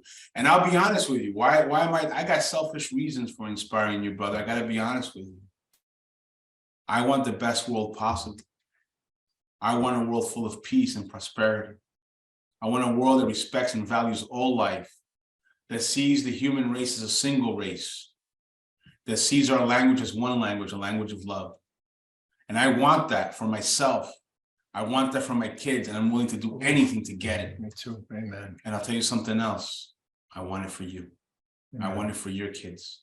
I want it for your kids' kids. And I'm willing to do anything that I need to do to help you get there. But only you can hold yourself accountable to making it happen. Let's talk a little bit about that. That's fire, brother. So listen, let's move through this accountability. So we talked about what's predictable. You're going to miss that. You need a structure that holds you accountable. What does that look like, right? So we know that that's going to happen. You need at least one person, right? Now, the broader your network, the greater the chances of being held to account by someone who sees you as the possibility, as your commitment being realized. Somebody that holds it down for you, right? That when whatever it is that's predictable goes down, they still hold the space and they still burn that fire, and they're still ready to see you become the man that you're committed to being, right? So you need that, right? You need that support. And you need somebody who's going to be in your corner. Rocky had Mickey. Mickey was there with Rocky. Rocky didn't do it by himself, right? Rocky had a support group. Mike Tyson had Gus. Mike Tyson had Gus, right? And I got rid. and I got Carlos. And that's real. Brother, I can't tell you what a difference my support group makes. I've got a coach. She's been coaching me for years. We talk every week. We're on calls. I need a community. We need community. Right? Is with that community is going to support you in keeping your spirit and your fire alive. Because you see like-minded people who are up to that game in their lives. And they go, oh, I'm responsible. And they're getting all these things about their life and what they're committed to. And that it's really about that fire. It's really about that goal. It's really about that commitment that's bigger than you. That commitment that's bigger than me. I want to say something about that. Yeah. Because a lot of times when we think of a word that I'm not super keen on, shaman, but it's okay, let's roll with that. You have the image of the shaman, the healer, the mystic, and it's this solitary figure that's moving the elements, and that's all bullshit. The greatest healers, whether it's a curandera, a female shaman, or a curandero, a male shaman, they live in community. They have the network of the plants and nature. They have the networks of the ancestors, and they have the networks of their physical brothers and sisters to hold them up, to support them. Because no matter how mystical you are, if you're still shitting and pissing and you're not walking on water, you're dealing with life issues. That's right. That's right. 100%. So ontologically, how are you going to stay in the game? Who are you going to be over and over and over again? How do you show up as that person? How do you keep your fire burning? Right? And that's what we're talking about. I also want to mention brotherhood, because for the men on the call, for all of us as men, man, I can't tell you what a difference brotherhood has made for me in my life. Amen. I cannot overstate that. The brotherhood. Right? Like really, man, if you don't surround yourself with a band of badass, unstoppable brothers, which is what you were talking about earlier, to not just hold you accountable, but to inspire you. Right? Because they're sustaining their heart-centered mission. That masculine fire is burning over there too. They're also going through it. They've got valleys and they have peaks, and you see them go up and down, but you see them put in the work for it. That brotherhood sees you as unstoppable. And whenever you fail or whenever you fuck up, they still see you that way. And they're shoulder to shoulder with you. And they've been there. And in some ways, you know, they've been places where you haven't been, and they're able to share something with you about that, vice versa, because we haven't all been through all of it. But I cannot tell you what a difference it makes. So let's do something. Instead of just talking about the brotherhood, let's show a man who went from the island of isolation into the paradise of brotherhood. Yeah. We want to hear from our brother Kyle right now. All right, Kyle's got an amazing story. He's going to briefly share it with us. And I pray to God that this inspires you to achieve the things that he's achieved in his life. Kyle, you there, brother? I'm here. Got me crying already. You and Rick Crush. Man, 2 years ago was the darkest period I've ever been through, man. Just totally isolated.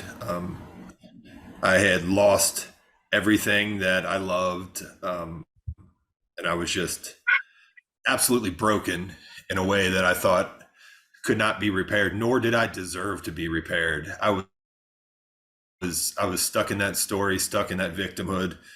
As Rick says, man, I was on that cross, and I don't know how I got that many nails through my hands with just two hands, because I was stuck there. But I started working with these guys about 6 months ago. Can you believe it's only been 6 months? It seems like I've known you guys for lifetimes, but these brothers, man, I cannot stress how important it is to have that community, to have that brotherhood, to have that accountability. Because there was a long period of time where I didn't want to be here. And to make it through that to the other side and to be with these guys as they walk by my side has been so impactful. The greatest gift I have received is that shift of context, man. it's unreal how at times not much has changed, but everything has fucking changed, and it's so beautiful. And I really got these guys and a lot of my other brothers on this call to thank for that. I will continue walking with you guys. I know that's one of my life's missions. So I love you and thank you guys so much. God bless you, brother. Thank you I for love rocking you too, with us. We love you, brother. We see you. We respect you. Mhm. Bring it. Thank you so much, brother, for being here and for sharing your words and your time. We appreciate it. What Kyle is talking about is really that brotherhood. It's also having access to people who have been there and who are willing to guide you through it. Access to people who will empower you with tools to help you become your own leader. Right? Now, you don't have to get it from us, but you have to go get it from someone. That's part of the plan. That's part of that bulletproof game plan to becoming unstoppable, is you have to get it from someone. You know what we're gonna do, Rick? We're gonna send you guys along with the link to this video. I've got a strategy session that I used, a personal strategy session. And this is what I did every day when I built a $3 million company in under 3 years. This is the routine that I followed without fail. And it brought me exponential success. And guys, don't get it twisted. The money's nice, but it's not just about the money, right? What we do to get the money, what does it mean to my life? So for example, off the top, that $3 million generated over $1 million in donations right back to the Amazon, going directly to tribes, directly to healers, directly to indigenous grandmothers who needed new homes, who needed their fields tending to. It brought the opportunity for me to purchase land in Colombia and have a beautiful organic farm that we're building out with plant medicines and food, not just for my family, but for the community around. It brought the opportunity for me to create jobs for other people, to provide a vehicle where my son's mother can stress-free work, express her creativity, even though we're not together anymore, right? It brought peace of mind to my life. So this routine I'm going to share with you, I'm going to send it to you guys. You can use it. And I know it works because I use it to this day. You know, like Rick said, our only boss is God and Rick's wife. And that means a lot, guys, because what's the point of making, if you made $10 million a day, but you had to work 18 hours a day to do it, you don't have any time to enjoy it. Right? It's not about the dollars in your bank account, it's about the quality of life that you lead. Notice how I started out the conversation. Maybe my goal is to make $1 million.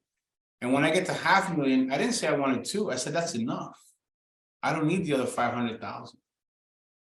Right? It's about knowing how to calibrate your appetites in life so that they serve you. Right? Right now, you know, if you guys have been with me for a while, you know that I've dropped almost 10 pant sizes in a year. Right? So food serves me, right? It helps me build muscle. It helps me recover, but it also can hurt me, right? Sex done healthily can serve me. Unhealthy, it hurts me. The pursuit of money, when done in a healthy way, will serve you. When it's not done in a healthy way, it will hurt you. And the truth is that unless you live very alone and very isolated, and I pray to God if that's the case, it changes for you soon. As men, our decisions carry an impact. They carry a consequence for those around us. Most of us have people in our lives that look up to us. I was hanging out with this girl the other day. God, I love her. Fucking unicorn of a girl. Kyle missed her in Mexico. I'm just going to keep reminding Kyle all the time about how he missed that trip to Mexico. And she said, you know, she said something so interesting to me. She said, you know, most men don't take the time to listen. And then she did something that was funny. She created a problem for us. And I said to her, we maybe don't take the time to listen because we're spending a lot of time solving problems that women create. And that's the truth, right? You're the guy, if you're on this call, chances are you're the guy that people are going to for an answer. You're the guy that people like, well, when they don't know what the fuck to do, you're the guy that they're calling. And even for the simple shit, that means that by hook or by crook, you have to have the answers, right? But we don't have all the answers. When we have a strategy to become unstoppable, when we have a commitment to a game plan, to a mindset, when we have a blueprint for success and the willingness to execute it, we exponentially give our chance a greater possibility to win. We give ourselves an opportunity to be in the right place at the right time to receive the answer that we're going to need later on. But everything that you do in your life is a consequence of the thoughts and actions you take right now. And we're going to get into Q&A in a second, okay? But here's what I want to say to you guys. What we've given you here, this is your strategy to become an unstoppable man. We're going to send you a downloadable link so you can review and watch this session as many times as you want. We've given you clear strategy steps, clear tools, a clear blueprint, right? It's up to you to take action and put it into result. Take what serves you, leave behind what doesn't. But you need to get it done, brothers. We've got a world to save. For sure. Okay? There's a challenge out there waiting for its hero, and you're the motherfucking hero. And that challenge is coming. Will you be prepared for that moment? So if you're ready to take the next step, if you're ready to be part of a brotherhood like no other, and you're ready to live a life of being an unstoppable man, and you want two badass brothers like us in your corner, then we're ready to be your no retreat, no surrender, unstoppable victory team. We want to offer you an opportunity to join us. Truth is, though, it's only available to 20 men. It's Becoming Unstoppable. Becoming Unstoppable is a 12-week program. And if you're ready to be a part of it, we're ready to invite you in. But again, because of the way we work, because our guidance is very hands-on, because the program is personalized to you, we only work with 20 men at a time in each class. The program is made up of 10-week live online sessions, very much like this one. You have lifetime access to all the recordings. We go through a mind, body, spirit program based on plant medicine wisdom, fused with the modern insights of techniques like breath work, mental clarity.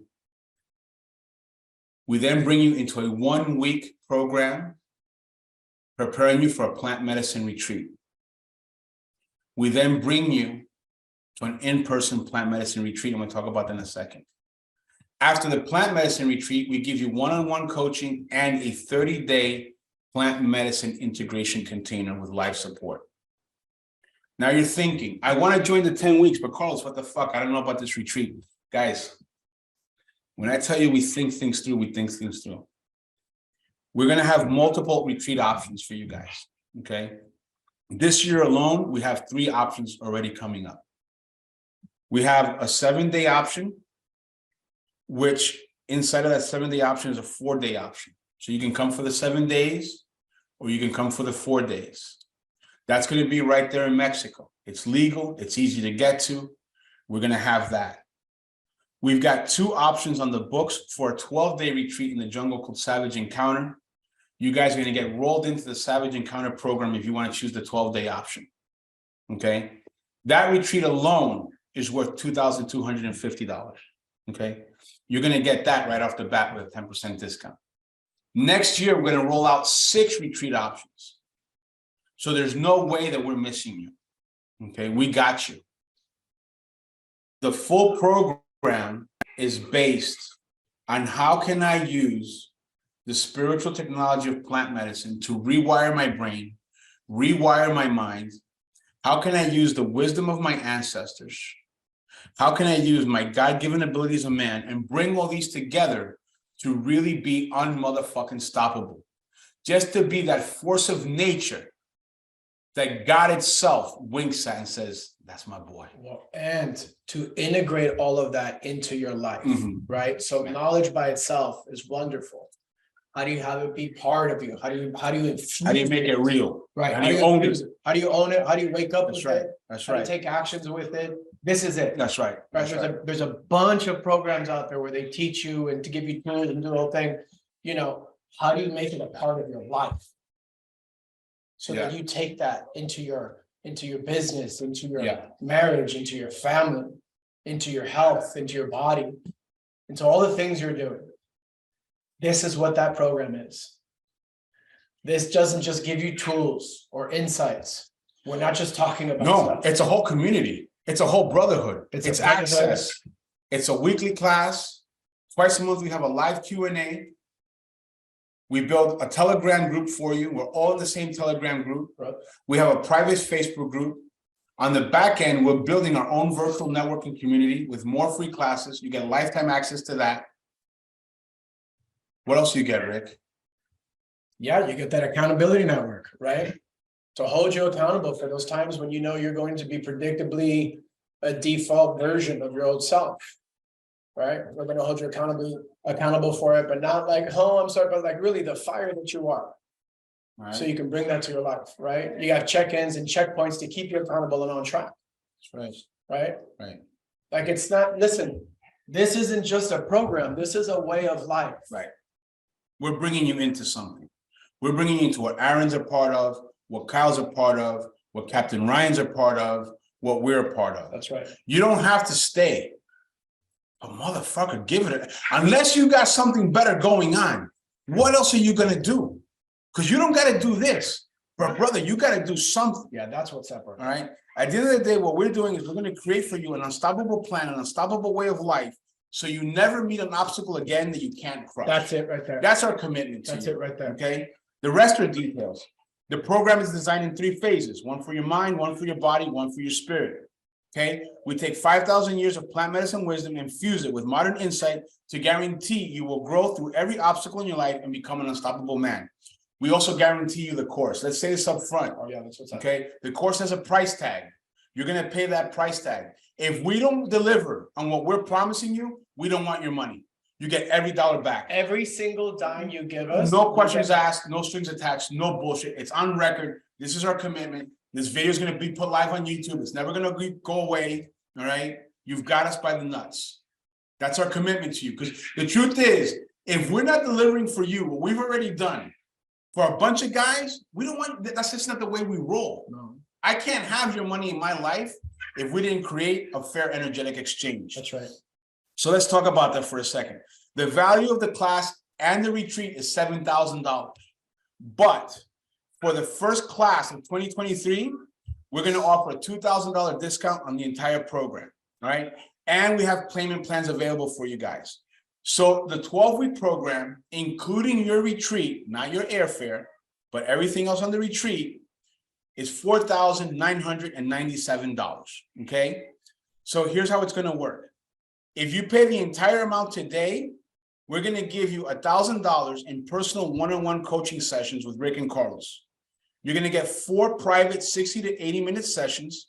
Each one's worth $250 per session. You're going to get 1 session per month during the course and an extra one for whenever you have it. If you need to use the payment plan, great. We got you, because we don't want money to be the excuse that you didn't do this. You have 2 payment options, or you have a 5 payment option. That means that you're paying even after the program is over. So it's like, guys, I did the program, it sucked.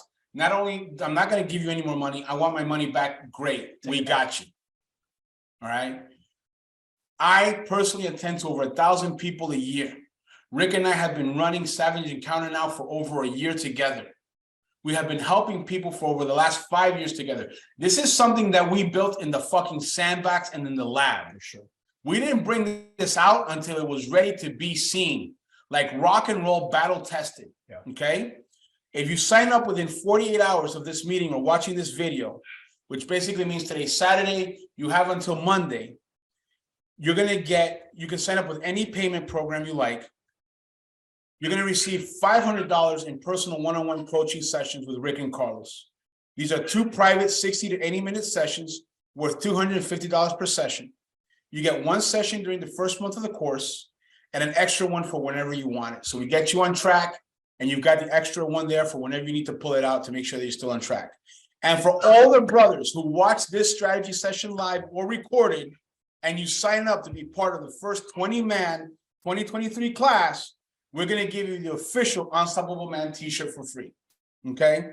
So if you go to joinrickandcarlos.com, you're going to get all the details of how each phase is broken down. I also put it in the chat, joinrickandcarlos.com. Joinrickandcarlos.com. It's got every phase laid out. Classes begin March 11th at 8:30 a.m., 8:30 a.m. Pacific, 11:30 a.m. Eastern. All the classes will be recorded and will be made available for lifetime to all participants.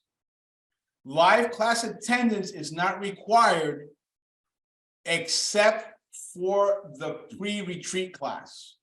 We need you live to make sure we've got you squared away before we go on a plant medicine retreat together, okay? That's the only class that we ask you to attend to live. And if you can't, we'll figure it out for you. Gentlemen, are there any questions? Because here's the deal. We're gonna give you something right now. It's up to you to keep it. So whether you've got questions about what we talked about today or questions about the program, this is the time to ask. Just type them in the chat. We've got a few here. I'm gonna go back. Go ahead and keep typing, guys. We're gonna get to them before we wrap up. All right, one brother Oscar says, I currently wake up every damn morning listening to the inner critic. Every damn morning. Change one. Amen. So Oscar, what I would say is for sure, go back on this video. Listen to the steps that we spoke about on how to silence your inner critic, how to get out of your own way, how to embrace your past and bury it. Yeah, I got to say something real quick about that, Oscar. Listen, the inner critic, brother, you wake up every day and you listen to it. You got to, after a while, you know, it's taking a toll, right? So at first, that toll, you know, is an inch here and an inch there. But after a while, those inches add up. Those years add up. What you have not been focusing on because you've been yielding to that inner critic, that's the cost. And after a while, man, we just start getting older and older and older. Our kids get older, time goes on, right? And then we start realizing what the real cost is of listening to that critic. It's not that day. It's your life. And you got to get related to that. You've got to get powerfully related to the cost of listening to that critic. So that in the morning when you wake up, you are in your gut. You're not ready to do something else about that. Paul here said that it's easy to focus on things. You're right, Paul, when we're here in a meeting like this, but once you go back to the real world of stuff. For sure. Guys, that's the Unstoppable program. For sure. That's the continuation. That's the brotherhood. That's the access. That's the community. Okay? That's your guarantee that someone's going to show up for you when you can't show up for yourself. That's what's up. Because you're not alone and you've never been alone. The nature spirits are with you. Your ancestors are with you. But as humans, we need to see other motherfuckers doing the grind, doing the hustle with us. You can't be hustling and watching your boy play video games. So it's doing the grind and doing the hustle, but putting in that work and then seeing the results of the work they're putting into their lives. That's the rest of it. That's how that edification process occurs, right? You see somebody else doing it. They're putting in the work. They've got those tools. They're incorporating it into their lives. You want that. And then you start doing it and you start experiencing it, right? And then what you've got, you give away and then somebody else gets it. And that's how this goes. Okay. So, Peter, you're right. You got to be accountable to someone. You got to be accountable for something. That's up to you. The plant medicine that we work with, the primary plant medicine we work with, Philippe, is Yahe. Yahe is the Colombian version of ayahuasca. On this retreat, though, we also have other plant medicines. Some of them you ingest, some of them you apply on the body.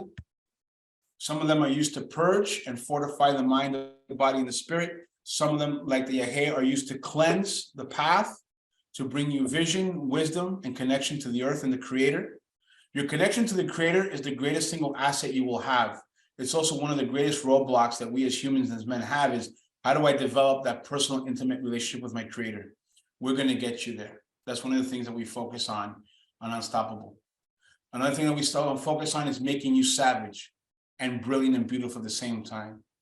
How to be a savage of love, how to be a savage in wisdom, how to be a savage at commitment and getting shit done that radically transforms your life into the one you dream about instead of the one that you resent.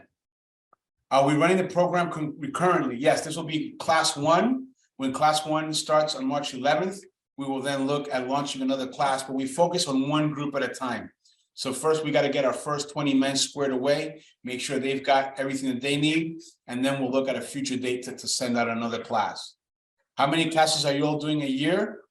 This year, we've planned for 3 Unstoppable Men projects. Okay, we're gonna do 3 Becoming Unstoppable this year. This is the first one. Oh, I want to get on the second one or the third one. That's bullshit. Nothing is going to change in your life between here and there. We take credit cards, we take PayPal. If you need a different payment program, hit me up, carlosduranlive@gmail.com. We will work with you. When you want to take a look at that voice right now, it's in your head, right? That one that says why you can't, why you won't, what's in the way, right? That's where you want to start. Like, this is what we were talking about earlier. This is where it meets. This is where it meets. Is if you see something for yourself in your life, whether it's this or whatever the next thing is, it doesn't really matter. You want to start to notice that critic. You want to observe it in the moments when you see something for yourself as possible. What's right behind that is why you can't have it. And that's just not who you are. So we got another question here. I'm going to post now in the email. Yeah, Paul Joe Shoesmith. Yes. We'll work with you. We have our traditional medical doctors, the plant medicine doctors. We also work hand in hand with Western doctors to make sure that everyone that comes is facilitated and taken care of. So with that medical condition that you mentioned there, I don't want to blast it on video. It's not an issue. We've worked with that before and things that are far worse.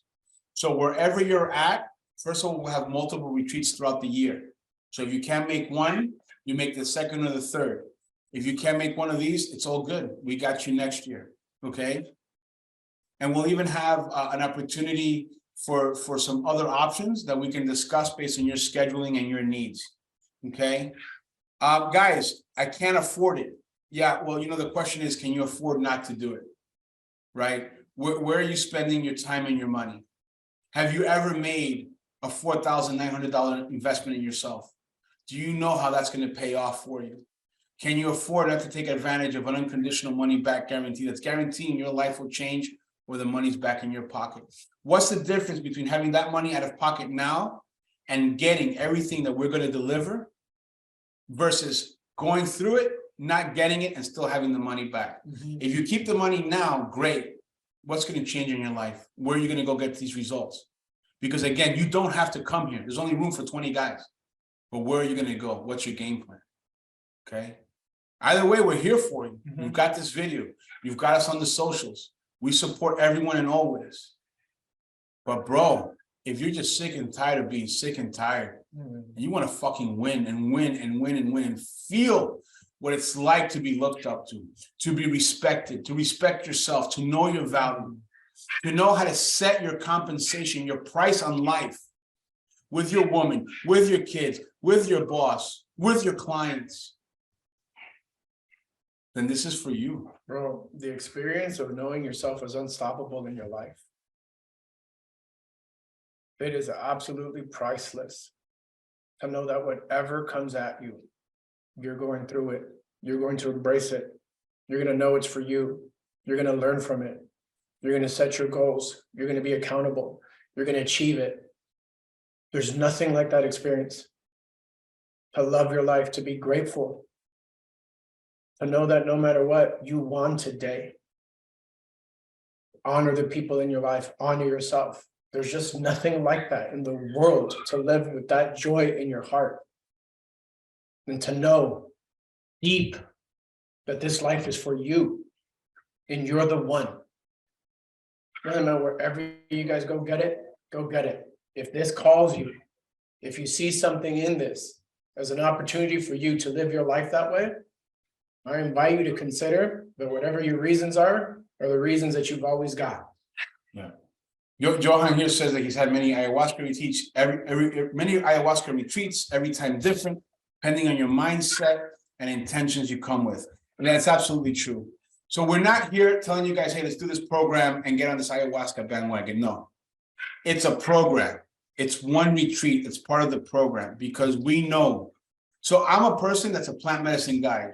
Rick is a person that drinks plant medicine. He doesn't drink every weekend, once or twice a year. 3 times a year. Sometimes 3 times a year. There's people that drink. The thing is, it's an introduction, one to an ally. It's this thing that you didn't know existed, that now you know exists, that you can use to radically transform your life. Out of 1,000 people that I get to work with every year in ceremony, 998 have life transforming results. The other 2 just didn't give it a chance, and that's the truth. Ayahuasca is not something you have to do all the time. It's part of this program. It's giving yourself the opportunity to do something different by trying something different. If you've been on other retreats, like Johan said, this container is creating a very unique mindset to produce a very unique result. Many times when we go to retreats, when we go to spiritual encounters, we have the up and the down, right? Here, we get rid of that down. It's not that you're always up. It's that simply you're prepared to mitigate and manage the down. So it's not a huge drive down. It's a natural ebb and flow. And each down produces a lesson that brings you higher every time. And that's the key right there. That's the key. When you start seeing those downs as an opportunity, as a blessing, something to embrace, so you can go higher and higher and higher.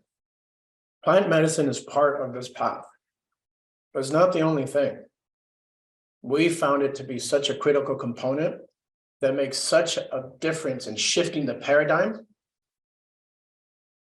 When you couple that with all the other stuff that we're talking about, you integrate it into your life. That's the juice. You know what? Here's really good. Captain, we're going to bring you on for a second. Captain had a great point. He said that he couldn't afford it. And he found a way.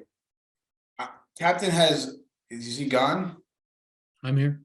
Oh, boss, thank you.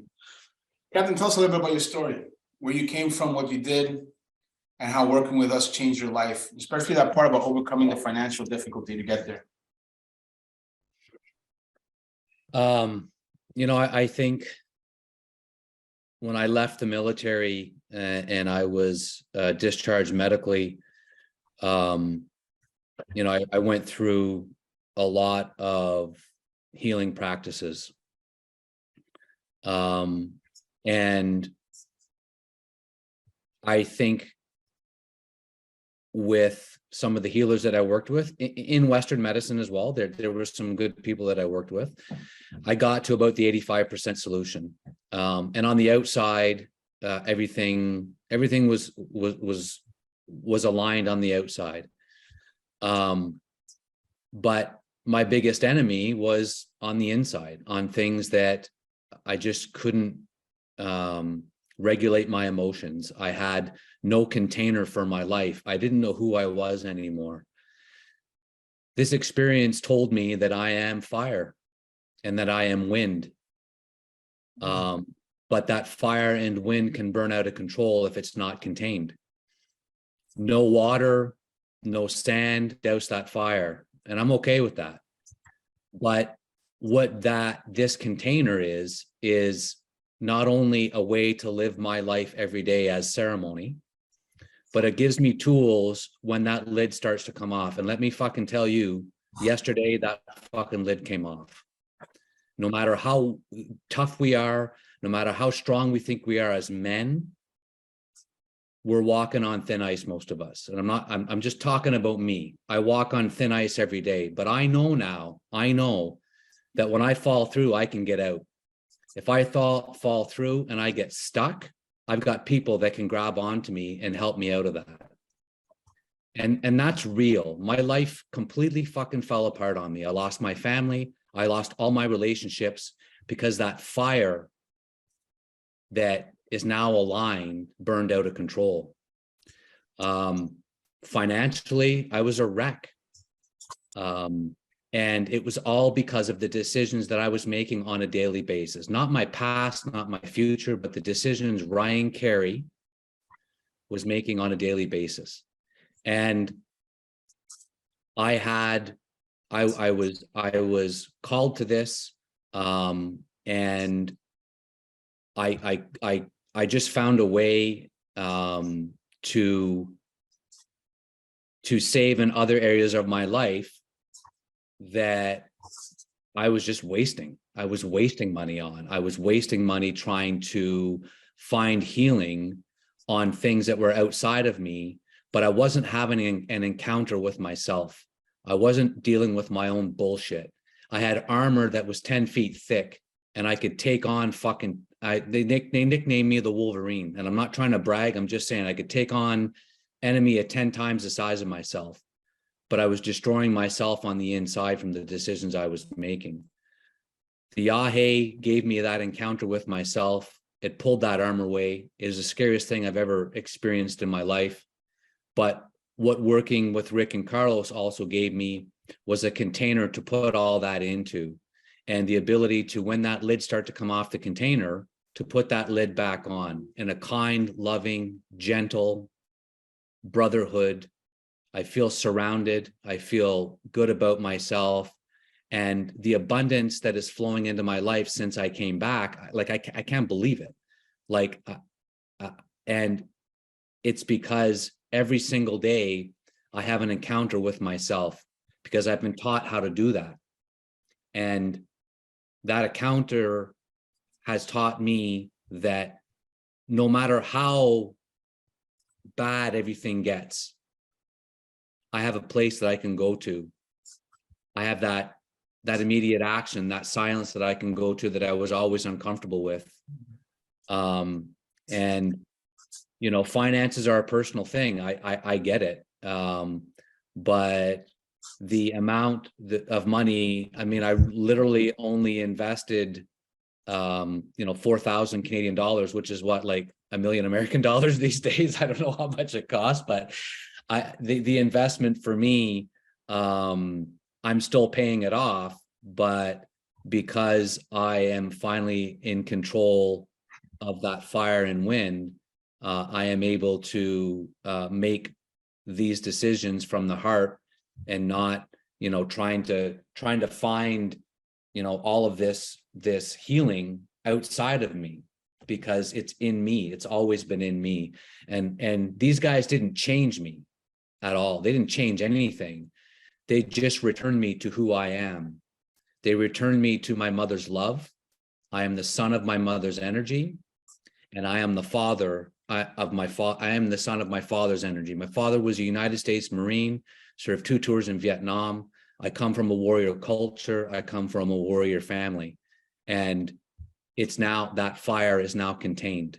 And it like I said, I know I might be repeating myself. I don't want to ramble on. These guys have saved my life. These guys have aligned that fire. And every day I can't wait to get out of bed and just start the day. My relationships with my children my relationships with all the people I love in my life have dramatically changed. And I haven't done anything about it. I haven't reached out I just started acting in the way that I've been taught to act. And that started with that encounter with myself. And that's what this is. It's an encounter with you and your own bullshit. And you're called out on it, but you're also surrounded by love. And I'll finish by saying, most men live their lives, like Thoreau said, in this quiet desperation. We live this life where we're icebergs, and on the tip of the iceberg, we talk about weather and sports and chicks and all this stuff, and we laugh about it, and it's good, and we still talk about that. But where the healing is underneath the water. That's where the deep healing is, and that's on your trauma, your personal trauma, your self-talk. You're fucking jerking off to porn, or whatever your distraction is, or you're smoking too much pot, or you're taking juice, or whatever you're doing. And I think this has provided me was that underneath the water iceberg conversations that all men need to have and desperately have. Women do it very well. They run off together and they talk about their feelings and those deep things, and men don't. They distract themselves, like Carlos and Rick said earlier. So no more distractions for me. And I feel so safe talking about the stuff that's bothering me with the Telegram group that we're in, and I'm just so grateful. And I put into practice everything they're saying. I start my day with gratitude. I start my day with prayer. I start my day in meditation. Then I treat my body with respect. I feed it properly. I exercise. And then the rest of my day just comes together. I mean, Aaron was getting up at 4 o'clock in the friggin' morning to do his routine before he went off and sold $8 million. Tell me he doesn't have the money now. Well, now he's got it. So I'll get off my soapbox, but God bless you, Captain. God bless you. God bless you always. Thank you for your love. Mm-hmm. Thank you for your example of light. Thank you for showing us what a warrior of compassion really is, Captain. God bless you guys. Protect you always. Mm-hmm. Thank you for being our brother. And brother, you know, part of the thing that you get from seeing a brother like Ryan go through it is you get inspired, you get motivated. You see what he's going through, you see what you're going through, and you know you can do it too. Because you know what he's going through is real. You see it in his eyes, you can see it in his face. He's not making that shit up. And he's not making up the work he puts in and what it takes to get there. And that's inspiring and it's motivating. And I appreciate you, brother, for sharing your words and your wisdom. God bless you, man. I love you. And listen, to all the brothers that showed up today, I want to thank you all for being here. I want to thank you for sharing your time and your attention. You could have been anywhere, but this morning you chose to be here and to spend this time and your energy and invest it into yourself. Thank you for being that kind of man. We need more men like you in this world. We need you guys to show up for yourselves, for your families, for the world that you want to create, so that we can go shoulder to shoulder and transform this planet. Thank you all for being here. My brothers, to bring it home, a couple of you have mentioned the issue of money again. So here's the deal. Chris, mi hermano, thank you so much, Chris. Chris is my brother. Guys, here's the deal. On the webpage, joinrickandcarlos.com, read everything, absorb the information. You've got the payment plans. You've got the bonuses. You've got the money back guarantee. If the money's still an issue, or you're still not sure this is for you, you've got the option at the bottom of the page to book a free call with us. It's a 15-minute call. Book it. You might just save your life. My brothers, I want to thank you for being here with us. I want to thank you for taking this time and showing up and showing out. May God bless you every moment, every instant of your life. May the Divine Mother always reveal her unconditional love to you. May through the will of the universe, you be given the opportunity to reconcile and heal the relationship with your inner child. May you love him unconditionally. May he trust you unconditionally. May you be given the opportunity to develop an intimate and personal relationship with your Creator. May the love of our Creator always flow to you and through you. May you always know that nature is your brother and your sister. You have never been alone and you will never be alone. That with you stands a world of brothers, all of us fighting to share light, all of us hungry for love, all of us responsible for himself. My brother, I love you. May the divine in me always see the divine in you. Amen. All the best. God bless you, brother. Dios lo bendiga.